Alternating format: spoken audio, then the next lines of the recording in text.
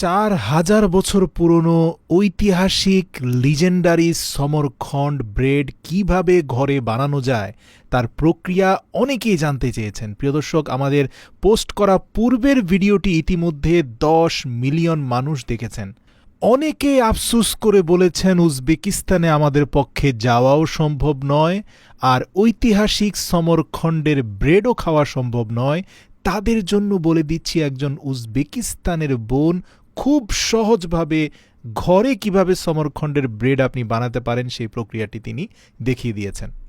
সমরখন্ডের bread প্রাচীন তন্দুরে তৈরি করা হলেও ঘরে সেই তন্দুর তৈরি করার জন্য আপনাকে একটা বড় মেজবানের পাতিল সংগ্রহ করতে হবে, যার সাইজ ভিডিওতে দেখানো পাতিলের কাছাকাছি হলেই চলবে। এর ভিতরে কৃত্রিম হিট তৈরি করতে পারবেন, তবে তার আগে পাতিলের ঢাকনাকে গ্যাসের চুলা জ্বালিয়ে ফ্রি হিট দিতে হবে অন্তত 15 থেকে 20 মিনিট, যাতে পাতিলের ঢাকনাটা একদম উত্তপ্ত হয়ে ওঠে।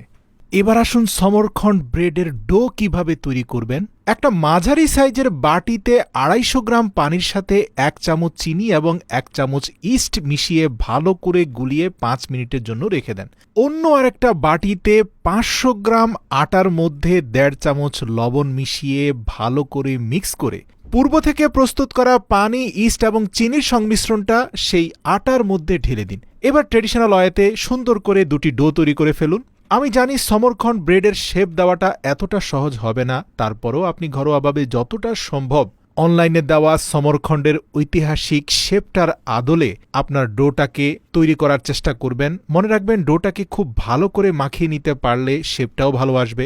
এবার গত 15 থেকে 20 মিনিট ধরে আপনার মেজবানের যে ঢাকনাটাতে গ্যাসের চুলায় ফ্রি হিট দিচ্ছিলেন, সেই উত্তপ্ত ঢাকনার মধ্যে রুটির যে প্রান্ত ঢাকনার সাথে লাগবে সেই প্রান্তে 2 থেকে 3 চামচ পানি খুব ভালোভাবে মাখিয়ে নেবেন। ব্যাস, এবার ঢাকনাতে রুটি লাগিয়ে প্রথমে ঢাকনার উল্টো দিকটা বেশ কিছুক্ষণ হিট দিয়ে নিন। উজবেকিস্তানের সুপার শপগুলোতে সমরখন্ড ব্রেডের মধ্যখানে ঐতিহাসিক শেপ দেওয়ার সেই স্ট্যাম্পগুলো পাওয়া যায়, কিন্তু আমাদের দেশে হয়তো তা আপনি পাবেন না। তাই আপনি যে কোনো নতুন চিরুনি কিনে বা অন্য যে কোনো ডিভাইস দিয়ে এই মধ্যখানের স্ট্যাম্পের কাজটা সেরে নিতে পারেন। ব্যাস, তারপর তন্দুর স্টাইলে ঢাকনাটাকে সঠিকভাবে দিয়ে হাঁড়ির নিচে 15 মিনিট তীব্র হিট দিলেই দেখতে পাবেন আপনার সেই ঐতিহাসিক লিজেন্ডারি সমরখন্ডের ব্রেড তৈরি হয়ে গেছে।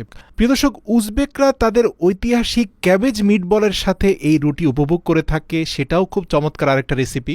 প্রথমে একটা পূর্ণাঙ্গ বাঁধাকপিকে নিয়ে তার এক পাশ কেটে মধ্যখান থেকে বাঁধাকপির সবগুলো মাংস বের করে নিয়ে খোলস বানিয়ে ফেলা হয়। সেই খোলসের মধ্যে পূর্ব থেকে তৈরি করে রাখা মাংসের কিমার সাথে ভাত এবং ধনেপাতা, সাথে ব্ল্যাক পেপার, পেঁয়াজ সহ প্রয়োজনীয় মশলা দিয়ে মিটবল তৈরি করা হয় এবং সেই মিটবলগুলো বাঁধাকপির খোলসের ভিতরে রেখে উপরে আবার ঢাকনাটা দিয়ে দেওয়া হয়। এই পুরো বাঁধাকপিটা মাইক্রোওভেনে নেওয়ার পূর্বে কিছুটা টমেটো কেচাপ সেখানে ঢেলে দেওয়া হয়।